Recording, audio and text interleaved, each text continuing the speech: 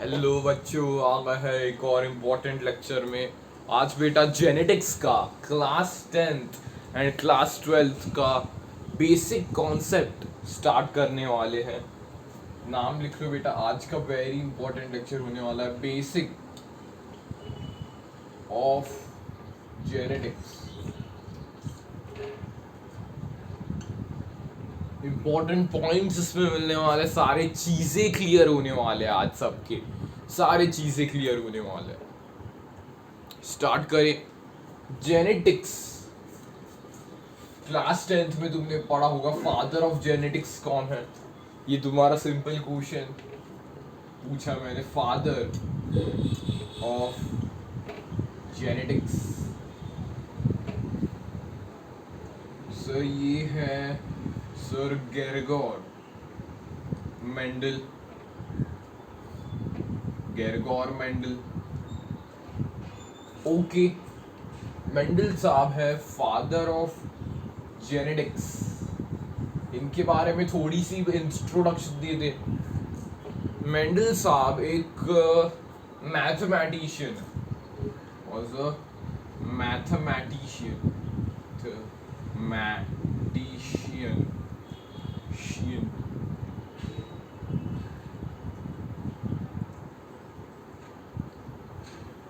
He was a mathematician.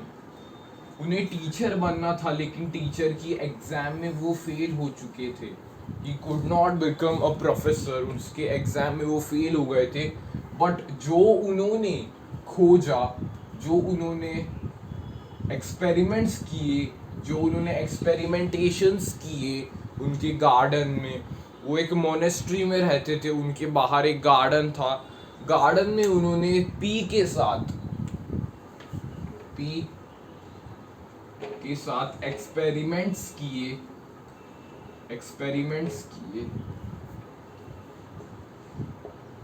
और आज आज हम टुडे वी स्टडी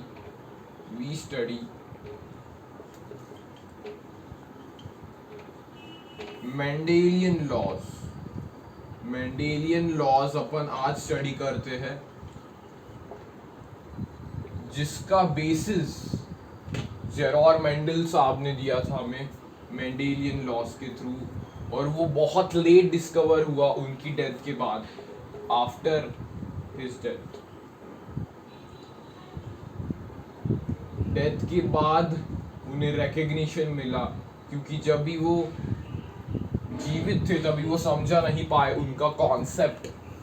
इसलिए डेथ के बाद उन्हें अभी पीपल समझने लगे उनके कॉन्सेप्ट्स क्या है, सारे बातचीत उनकी समझने लगे। और आफ्टर हिज डेथ उन्होंने डिस्कवर किए सर्टन लॉज, जिन्हें अपन मेंडेलियन लॉज के फॉर्म में स्टडी करते हैं। और उसने एक्सपेरिमेंट्स किस पे किए? पी पे उन्होंने एक्सपेरिमेंट किए, पाइजम सटाइवम पे उन्होंने एक्सपेरिमेंट्स किए उनके गार्डन में। ही वॉज अ मैथमेटिशियन, वो टीचर बनना चाहते थे लेकिन टीचर नहीं बन पाए। लेकिन इनकी contribution towards genetics makes him teacher of teachers. ये तुम्हारे 10th की लाइंस कुछ मैं बोल के दिखा रहा हूँ, 10th के exactly lines, 10th ICC if I am not wrong, exact lines मैं बोल के दिखा रहा हूँ। बेसिक्स जेनेटिक्स एक ऐसा बड़ा ब्रांच है जो इनके बाद, गेरॉर मेंडल साहब के बाद अपन डिस्कस करना चालू कर रहे हैं। इन्होंने ऐसे कुछ पॉइंट्स अपने को लाके दिए, कुछ पॉइंट्स इन्होंने सेट किए ताकि अपन इस ब्रांच में और डिस्कवरी कर सके। तो ये है बेटा जेनेटिक्स का गेरॉर मेंडल साहब के बारे में इंट्रोडक्शन। अगर लिखना चाहते हो तो जल्दी से लिख लो बेटा। ये दिख रहा है क्या बोर्ड सबको? ओके, जल्दी से हो जाएगा, रब कर दूं। हाँ बेटा, बेसिक्स ऑफ जेनेटिक्स में अपन ने फादर ऑफ जेनेटिक्स की तो बात कर ली, क्लियर है। फादर ऑफ जेनेटिक्स गेरॉर मेंडल साहब के बारे में क्लियर है सबको। हाँ, जेनेटिक्स क्या है? It is a branch of biology the branch of biology that deals with the study of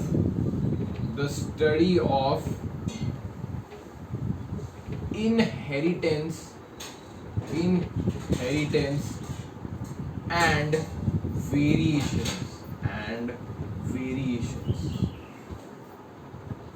क्या है genetics? It is the branch of biology that deals with the study of inheritance and variations. ये दो बेटा बहुत important words आ गए, inheritance and variations. ऐसी branch है biology की जेनेटिक्स की ये डील करती है इनहेरिटेंस की स्टडी पे और वेरिएशंस की स्टडी पे. इनको डिस्कस करते हैं, इन दोनों टर्म्स को. नाम से जेनेटिक्स कैसे तोड़ा जा सकता है? बच्चों ने मुझे पूछा. जेनी तब जीनू, अपन बोलते हैं जीनू, उसका मतलब है टू जनरेट मतलब genetics is somehow related to reproduction. Genetics is somehow reproduction से related है. मतलब यहाँ पे पॉइंट लिख देता हूँ. Genetics and reproduction are related. मतलब बेटा अगर रिप्रोडक्शन होगा तो ही अपन जेनेटिक्स की स्टडी या फिर ठीक से जेनेटिक्स का टर्म अपन देखने को मिलेगा, ताकि ट्रांसमिशंस ऑफ कैरेक्टर्स आप वो बाद में बता देता हूँ. ये याद करो मुझे बाद में बताने के लिए जेनेटिक्स और रिप्रोडक्शन का रिलेशन कैसे है. ओके, ये रब कर देते हैं. अभी genetics and reproduction are related. दो पहले टर्म्स समझते हैं, इनहेरिटेंस और variation. Inheritance, the process of transmission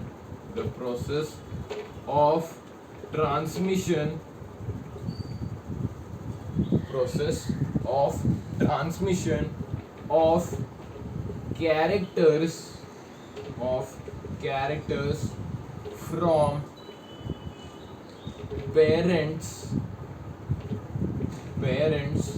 to offspring.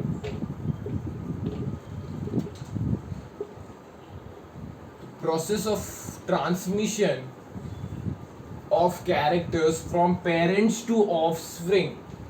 Parents to offspring मतलब बेटा ऐसे कैरेक्टर्स जो पेरेंट्स अपने चिल्ड्रन को पास करते हैं, उस प्रोसेस को इनहेरिटेंस बोलते हैं. ये कॉन्सेप्ट क्लियर है? Process of transmission of characters from parents to offsprings मतलब जो कैरेक्टर्स जो पेरेंट्स अपने बच्चों को ट्रांसमिट करते हैं, उस प्रोसेस को अपन इनहेरिटेंस बोल देते हैं. वेरिएशन क्या है? The degree of difference between parents and offsprings.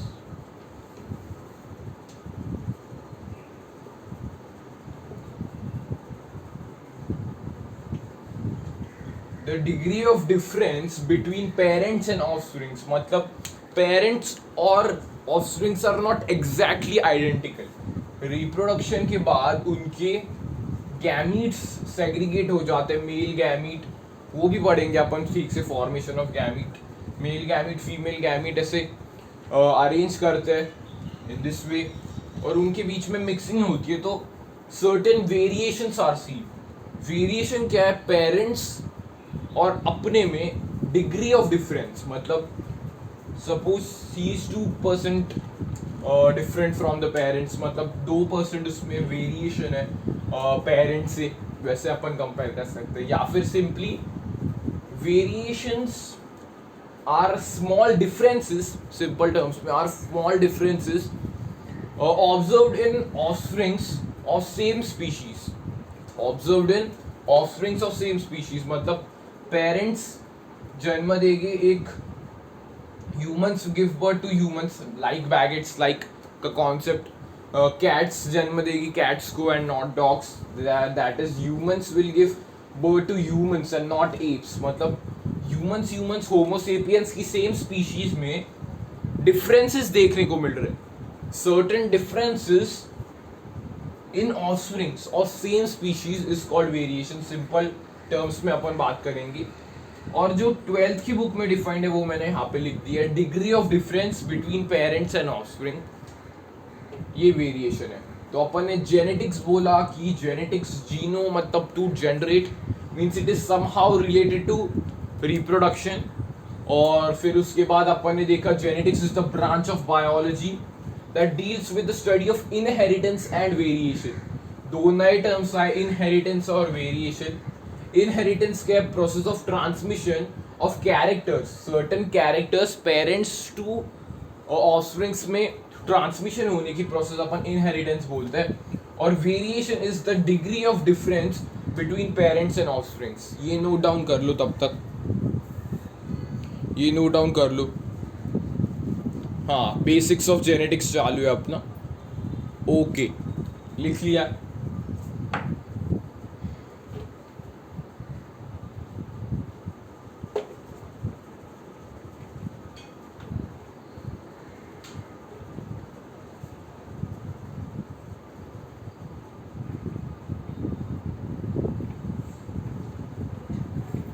बेटा इंपॉर्टेंट है. अभी एक इंपॉर्टेंट लाइन लिख रहा हूं. इनहेरिटेंस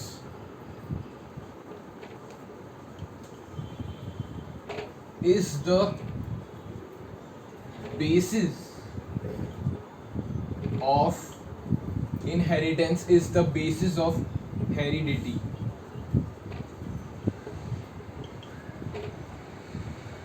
ये बेटा मोस्ट इंपॉर्टेंट लाइन लिख दी है मैंने इस टॉपिक की. Inheritance is the basis of heredity. Inheritance अपन ने क्या पढ़ा कि transmission of characters from parents to offsprings, ये टर्म अपने को क्लियर था. Is the basis of heredity. ये क्या हेरिडिटी? हेरिडिटी मतलब कैरेक्टर्स दैट आर एक्सप्रेस्ड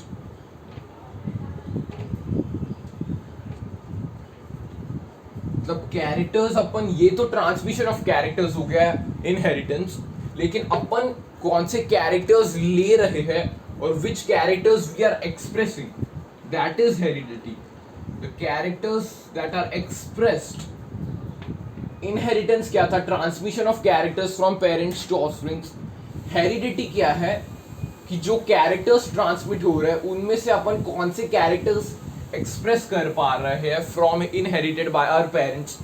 मतलब इनहेरिटेंस इज द बेसिस, उसके कारण ही हेरिडिटी का कॉन्सेप्ट आ रहा है. Is the basis of heredity. Clear है ये line? Important NCERT class 12th book की लाइन है, इसलिए लिख दी है मैंने. Inheritance is the basis of heredity. Inheritance क्या है? Transmission of characters from parents to offspring. Heredity क्या है? कैरेक्टर्स दैट आर एक्सप्रेस, जो अपन एक्सप्रेस करते हैं वो कैरेक्टर्स हेरिडिटी उसे बोलते हैं. ये हो गया क्लियर कॉन्सेप्ट. ये लाइन इंपॉर्टेंट थी जो मैंने लिख दी है अभी यहाँ पे. ओके, ये भी क्लियर हो गया सर.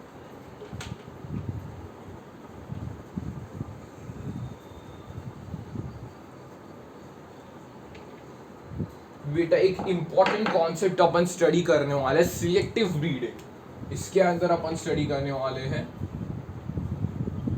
Selective breeding.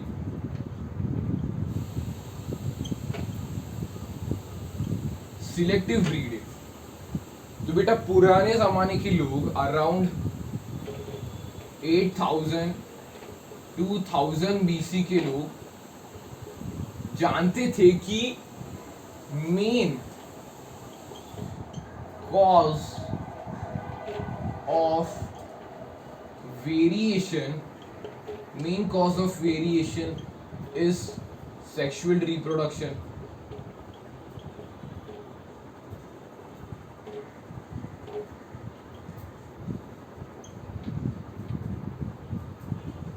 मतलब इतना वो जानते थे कि main cause of variation is sexual reproduction. तो सिलेक्टिव ब्रीडिंग का कैसे कॉन्सेप्ट आया कि इन लोगों ने क्या किया, दे सिलेक्टेड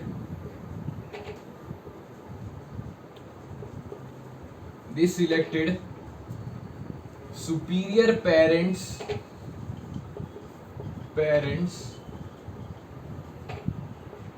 पहले उन्होंने सुपीरियर पेरेंट्स को सिलेक्ट किया, उनके बीच में मीटिंग कराई, मेट देम. और थर्ड क्या है, उन्हें हाइब्राइड्स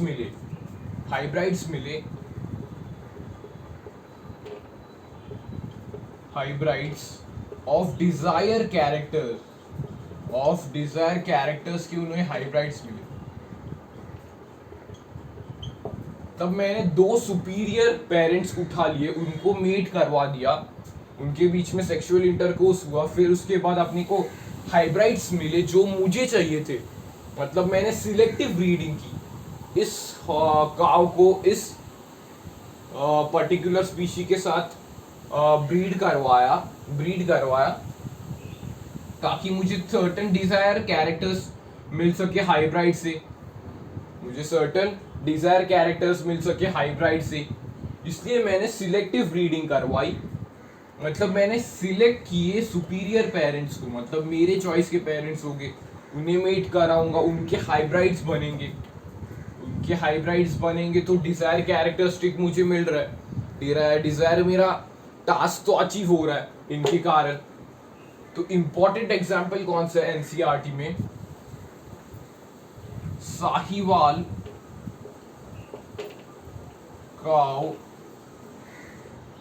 साहिवाल काउज इन पंजाब. ये है बेटा वेल नोन इंडियन हाइब्राइड.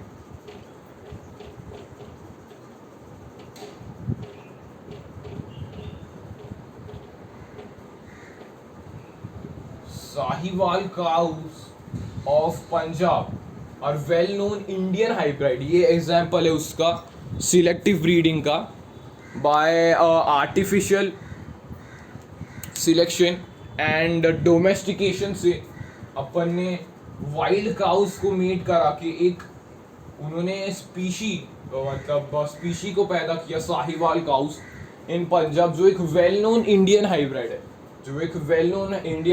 है, और ये बेस्ट एग्जाम्पल है सिलेक्टिव ब्रीडिंग का. This is the best example of selective breeding. Selective breeding का कॉन्सेप्ट क्या था बच्चों? सर सिलेक्टिव ब्रीडिंग में अपन ने पढ़ा कि सिंपली 8000 से 1000 बीसी के लोग जानते थे कि main cause of variation sexual reproduction है. तो उन्होंने क्या किया, सिलेक्टेड सुपीरियर पेरेंट्स को उन्होंने मीट करवाया, और जैसे कैरेक्टर्स उन्हें हाइब्राइड में चाहिए थे वैसे उन्हें मिल गए और उनका टास्क अचीव हुआ. बेस्ट एग्जाम्पल साहिवाल काउज इन पंजाब, वेल नोन इंडियन हाइब्राइड्स. ये अपन ने वाइल्ड काउज के स्पीशीज को मेट करवाया और उससे अपने को ये साहिवाल काउज का स्पीशी मिला जो एक वेल नोन इंडियन हाइब्रिड है पंजाब के स्टेट में.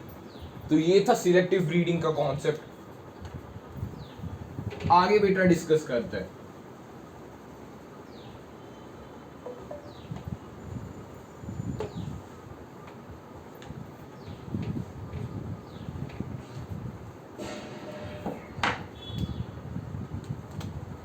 अभी इंपॉर्टेंट कॉन्सेप्ट है एक, फॉर्मेशन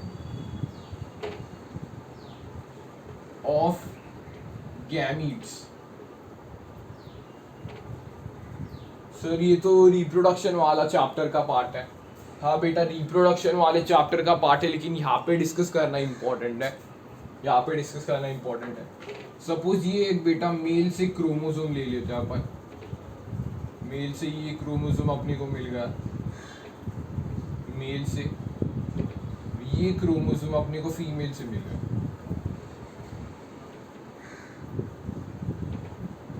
ये chromosome number 2 of male, chromosome number 2 of female, ये 2 है, ये 2 है, ये 1 है, ये 1 है। बेटा ऐसे ये दो क्रोमोसोम्स की अपन ने बात की है, यहाँ पे फीमेल से ये दो क्रोमोसोम आए, फीमेल से ये दो क्रोमोसोम आए, और मेल से ये दो क्रोमोसोम आए, मेल से ये दो क्रोमोसोम आए, तो गैमीट्स इस फॉर्म में बनेंगे। गैमीट्स अपन ने देख लिया कि पहले इस स्पीशी के पास दो क्रोमोसोम्स थे, तो ये मेल वाले क्रोमोसोम्स है और ये फीमेल वाले क्रोमोसोम्स है, तो इन 1 और 1 के बीच में ही पेयरिंग होगी और 2 और 2 के बीच में ही पेयरिंग होगी। मतलब गैमीट्स, इनके पैर कैसे दिखेंगे अपने को, ये मेल वाला, ये फीमेल वाला, ये मेल वाला, ये फीमेल वाला, तो ये 1 1 ऐसे अपने को देखने को मिलेगा। ऐसे बीच में से लाइन देखने को मिलेगी कि 2 ये 2 है, तो ये 2 1 2 ये मेल वाले गैमीट बनाएंगे, ये वाले मेल गैमीट से बनाएंगे।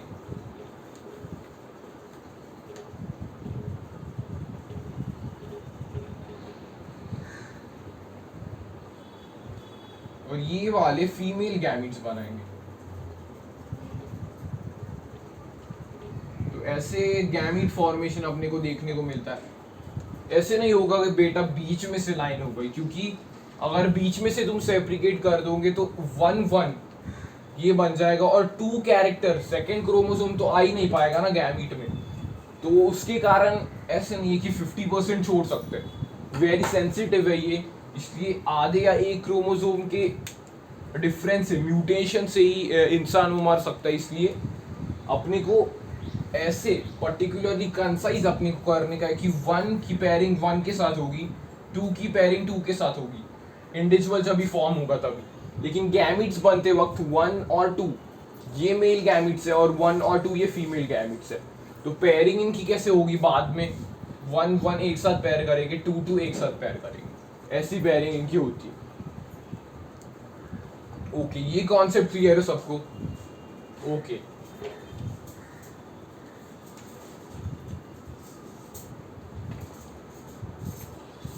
फॉर्मेशन ऑफ गैमीट्स को जरा और अच्छे से समझते हैं अपन। सपोज यहाँ पे एक मेल है,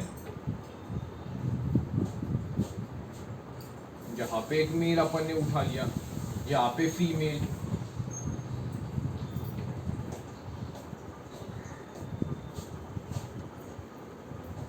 यहाँ पे फीमेल अपन ने उठा लिया। तो बेटा यहाँ पे पहले उसकी क्रोमोसोम्स कितने थे, 44 प्लस XY लिख सकता हूँ, मेल में XY का पैर होता है, और यहाँ पे 44 प्लस XX का पैर होता है। तो इनका मियोसिस के कारण सेग्रीगेट हो जाता है, ये तो सबको मालूम है। तो 22 प्लस X यहाँ पे मैंने लिख दिया और यहाँ पे 22 प्लस Y। अब यहाँ पे इधर X है इधर Y है मेल के केस में, लेकिन फीमेल के केस में दोनों सेम हो जाएंगे, 22 प्लस X और 22 प्लस X। तो सर ये 22 पेयर क्या है? These 22 pairs are called autosomes। 22 pairs ये सिमिलर दिख रहे सर हमें, 44 सेम है, लास्ट का बस एक पेयर अलग है। 23rd pair is the sex chromosome,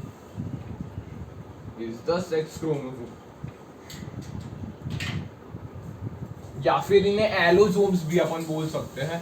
22 pair, ये 22 पेयर्स क्या होते हैं, ऑटोसोम्स, मतलब सेम टाइप्स के पेयर होते हैं। 23rd पेयर सेक्स क्रोमोसोम होते हैं, फीमेल में XX होता है और मेल में XY होता है। हाँ सर ये क्लियर है। तो बेटा यहाँ पे अगर 22X और 22X का कॉम्बिनेशन हो गया तो 44 प्लस XX होगा, यहाँ पे बेटी बन जाएगी। अगर 22 प्लस Y और 22 प्लस X का ये हो गया तो 44 प्लस XY यानी कि बेटा हो जाएगा। अगर 22 प्लस X और 22 प्लस X फिर से मिल गए तो 44 प्लस XX मतलब बेटी हो जाएगी। अगर ये वाले दोनों मिल गए तो 44 प्लस XY यानी कि बेटा हो जाएगा। ओके ये क्लियर है कैसे ये हो रहा है। The probability of son and daughter की प्रोबेबिलिटी बेटा 50% प्रोबेबिलिटी होती है। It depends on the male gamete की बेटा मेल गैमिट कौन सा फ्यूज हुआ। अगर 22 प्लस X वाला फ्यूज हुआ है 22 प्लस फीमेल के X वाले से तो बेटी होगी। अगर 22 प्लस Y फ्यूज हुआ है तो बेटा होगा। मतलब डिपेंडेंस ऑन स्पर्म पे डिपेंडेंस ज़्यादा है अगर सेक्स डिटरमाइन करने का है तो 22 पेयर्स ये 44 तो सेम थे, ऑटोसोम्स बोला मैंने। 23rd पेयर ये एक सेक्स क्रोमोसोम है और ये एक सेक्स क्रोमोसोम है, तो इसमें भी एक ही डिसिमिलर पेयर है। कौन सा है बताओ? एक ही डिसिमिलर पेयर है, XY वाला ही डिसिमिलर पेयर ऑफ क्रोमोसोम होता है। XX तो सिमिलर ही है, XX सिमिलर है। ओके फॉर्मेशन ऑफ गैमीट्स का कॉन्सेप्ट सबको समझ गया, कैसे सेक्स डिटर्मिनेशन अपन कर सकते हैं। चार्ट के थ्रू भी समझ लिया अपन ने,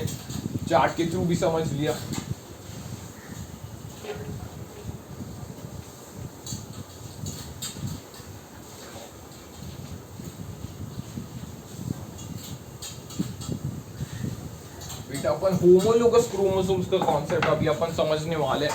मैंने क्या बोला था, पेयरिंग होगी क्रोमोसोम 1 और क्रोमोसोम 1 के बीच में पेयरिंग होगी मेल के और फीमेल के, तो वो होमोलोगस क्रोमोसोम्स रहते हैं। कैसे सर? डायग्राम से समझते हैं। ये क्रोमोसोम मैंने उठा लिया और ये क्रोमोसोम उठा लिया अपन। ये दो क्रोमोसोम स्क्रीन पे सबको दिख रहे हैं? हाँ सर दिख रहे हैं ठीक से अपने को क्रोमोसोम। तो बेटा ये क्रोमोसोम 1 मैंने पकड़ लिया मेल से और ये क्रोमोसोम 1 फीमेल से पकड़ लिया, तो इनका जो पेयर है, इनके पेयर को, ये पेयर को अपन बोलते हैं होमोलोगस क्रोमोसोम।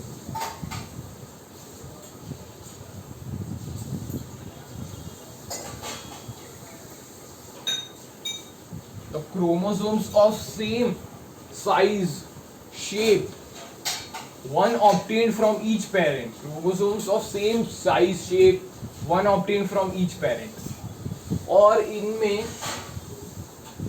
इनमें क्या स्पेशल बात है होमोलोगस क्रोमोसोम में कि genes for certain characters are present on the same position.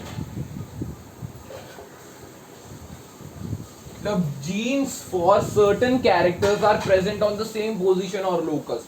मतलब यहाँ पे सपोज हाइट का जीन प्रेजेंट है और यहाँ पे भी हाइट का ही जीन प्रेजेंट होगा।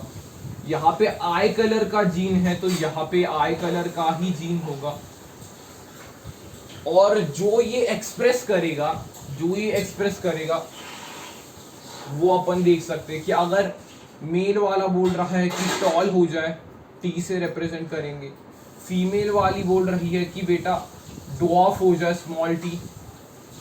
और आई कलर अगर मेल वाला बोल रहा है ब्लैक और फीमेल वाली बोल रही है ब्राउन, तो सर अपन ने कैपिटल टी स्मॉल टी क्यों लिखा? कैपिटल टी डोमिनेंट वाले को रिप्रेजेंट करते हैं, मतलब tall height is dominant then dwarf height, और black eye colour is dominant then brown eye colour. तो यहाँ पे एक इंपॉर्टेंट कॉन्सेप्ट आता है कैरेक्टर और ट्रेट का। कैरेक्टर क्या है वो अपन समझते हैं। कैरेक्टर सिंपल है, कैरेक्टर ट्रेट, और यहाँ पे ट्रेट, कैरेक्टर ट्रेट अपन समझते हैं। कैरेक्टर ट्रेट का कुछ नहीं है। कैरेक्टर पहले ये क्या बोला मैंने, हाइट का कैरेक्टर मैंने उठा लिया, सपोज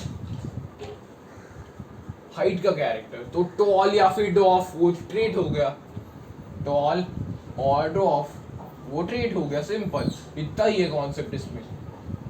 अगर आई कलर मैंने पूछा तो तुमने क्या बोला मुझे, सर ब्लैक या ब्राउन, ब्लैक या brown.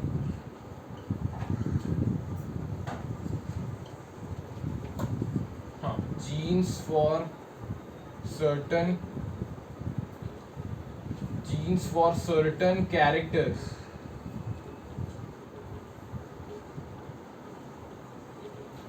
Characters are present on the same position, उसको भी अपन होमोलोगस क्रोमोसोम बोल सकते हैं, या फिर chromosomes having same shape and size one obtain from each parent. यहाँ पे मैंने क्या बोला कि जीन फॉर सर्टेन कैरेक्टर्स, ये कैरेक्टर है वो जीन की पोजीशन सेम रहेगी लोकस पे, होमोलोगस क्रोमोसोम्स के लोकस पे पोजीशन सेम रहेगी। तो कैरेक्टर अपन ने बोला हाइट का एक कैरेक्टर हो गया, हाँ सर हाइट का एक कैरेक्टर ले लिया अपन ने। तो ट्रेट क्या है, टॉल हो सकता है या फिर ड्रॉफ हो सकता है, वो ट्रेट है कि कैसे एक्सप्रेस होगा टॉल या फिर ड्रॉफ, वो ट्रेट है। आई कलर मैंने बोला कैरेक्टर है, और ब्लैक या ब्राउन कैसे एक्सप्रेस हो सकता है वो अपना ट्रेट हो गया। कौन से ट्रेट्स पाए जा सकते हैं कि टॉल है या ड्रॉफ है, ब्लैक आई कलर है या ब्राउन आई कलर है। तो ये है बेटा होमोलोगस क्रोमोसोम का कॉन्सेप्ट। ये जोड़ी बना रही है, मेल का एक क्रोमोसोम और फीमेल का एक क्रोमोसोम सिमिलर शेप और साइज के होने चाहिए, या फिर ऐसे भी डिफाइन कर सकते हैं कि genes for certain characters are present on the same locus या फिर सेम पोजीशन। यहाँ पे टॉलनेस का कैरेक्टर था, यहाँ पे भी वही होगा हाइट का। यहाँ पे आई कलर का था, यहाँ पे भी आई कलर का होगा। यहाँ पे अगर मैंने बोल दिया कि राइट हैंडेड है या लेफ्ट हैंडेड है, तो उसका कैरेक्टर सपोज यहाँ पे, तो यहाँ पे भी वहां पे ही होगा। फीमेल के क्रोमोसोम में भी वही कैरेक्टर होगा, इन्हें होमोलोगस क्रोमोसोम बोल सकते हैं। तो ये था होमोलोगस क्रोमोसोम्स का कॉन्सेप्ट। अगर समझ में आया है क्या ये कॉन्सेप्ट होमोलोगस क्रोमोसोम्स का? हाँ सर ये तो क्लियर हो गया concept. Okay,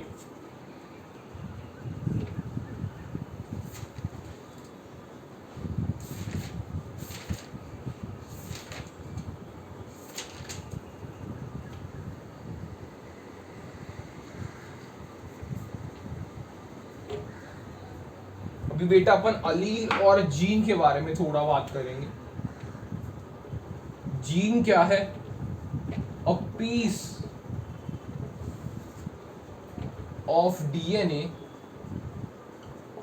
a piece of DNA that codes for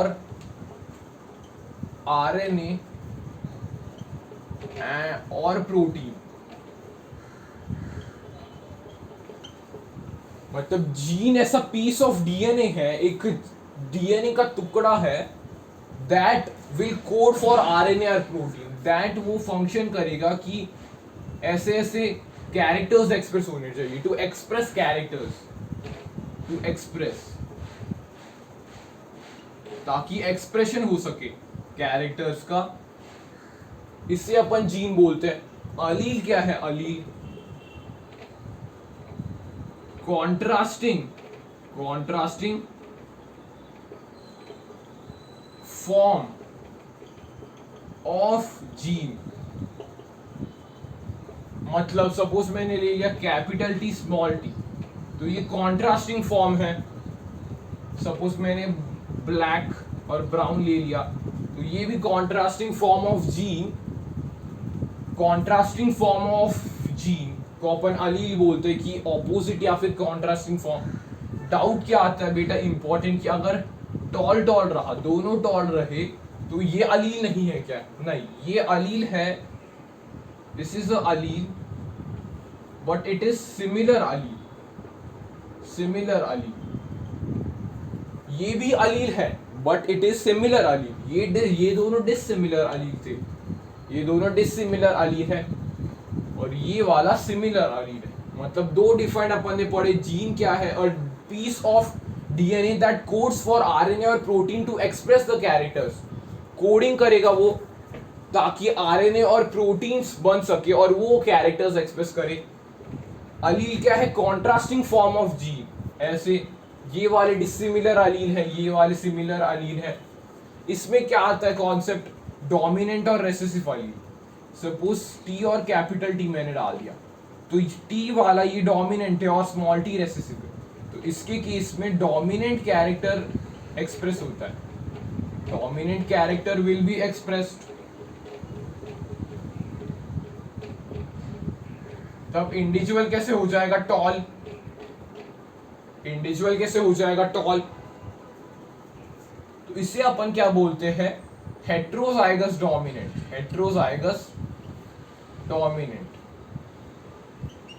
heterozygous dominant मतलब यहाँ पे रेसेसिव अलील के प्रेजेंस में डोमिनेंट अलील ऐसा कैरेक्टर एक्सप्रेस कर रहा है। डोमिनेंट मतलब वो in presence of any other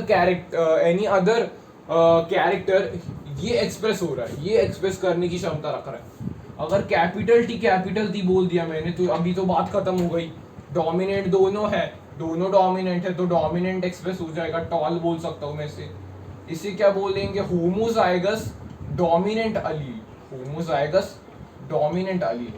sir फिर रेसेसिव वाला कैरेक्टर कभी एक्सप्रेस होगा जब भी दोनों रेसेसिव है बेटा, जब भी दोनों रेसेसिव है, स्मॉल टी तो ड्रॉप होगा, ड्रॉप होगा, और इसको अपन बोलते हैं होमोजाइगस, होमोजाइगस रेसेसिव अलील।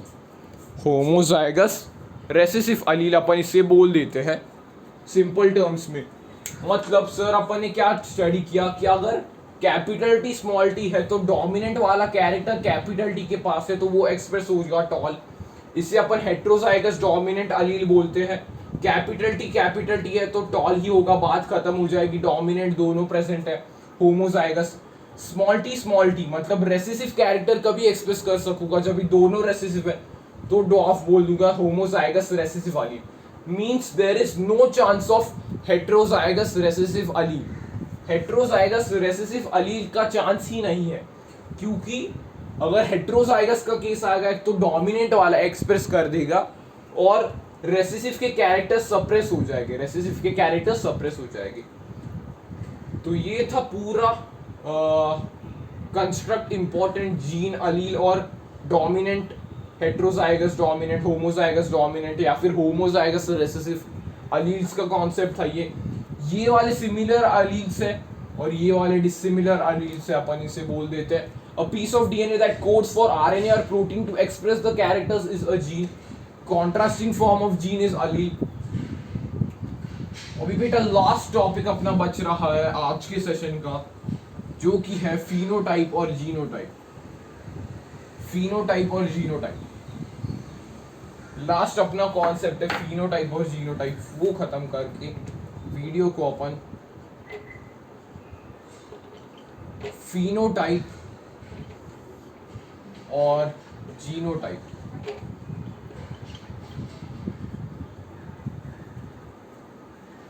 फिनोटाइप क्या है?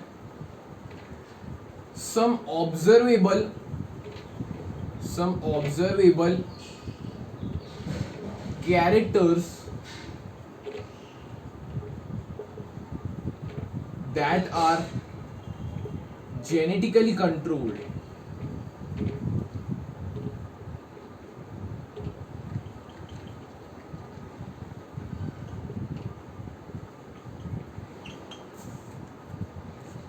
Some observable characters that are genetically controlled, मतलब these are physical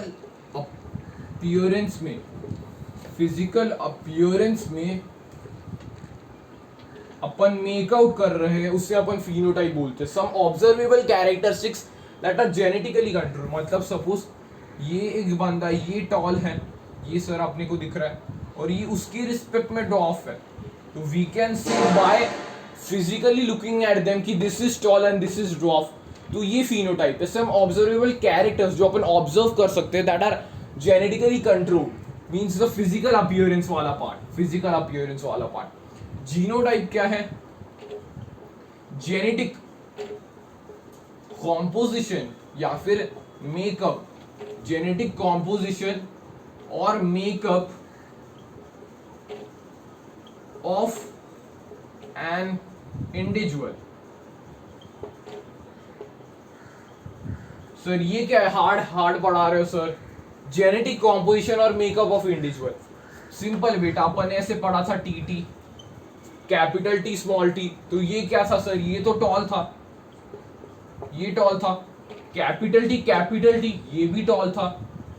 टॉल वाला पार्ट क्या है? ये अपन देख पा रहे हैं, ये वाला टॉल का टॉलनेस का पार्ट अपन फिजिकली ऑब्जर्व कर पा रहे हैं, तो ये फिनोटाइप है। और ये तुम बता सकते हो कि किसके अंदर ये वाला पार्ट है या ये वाला पार्ट है? नहीं सर, ये अपने को जेनेटिक कॉम्पोजिशन देख के पता चलेगा, तो ये है बेटा जीनोटाइप, ये है बेटा जीनोटाइप। फिर से एक्सप्लेन करो जीनोटाइप। ओके, जीनोटाइप क्या है? जेनेटिक कॉम्पोजिशन और मेकअप ऑफ एन इंडिविजुअल। दोनों बंदे टॉल थे, मैंने क्वेश्चन पूछा कि इनमें अलील कौन सा है, होमोजाइगस डोमिनेंट वाला है या हेट्रोजाइगस डोमिनेंट वाला है? बाहर से देख के बताओ। सर हम बता नहीं सकते बाहर से देख के, हमें जेनेटिक कॉम्पोजिशन देखना पड़ेगा, और जो जेनेटिक कॉम्पोजिशन देखते हैं अपन उसको अपन जीनोटाइप बोलते हैं। फिनोटाइप क्या था सर? फिनोटाइप सम ऑब्जर्वेबल कैरेक्टर्स थे that are genetically controlled. Physical appearance, एक टॉल है एक ड्वार्फ है, अपन फिजिकली देख के पता सकते हैं।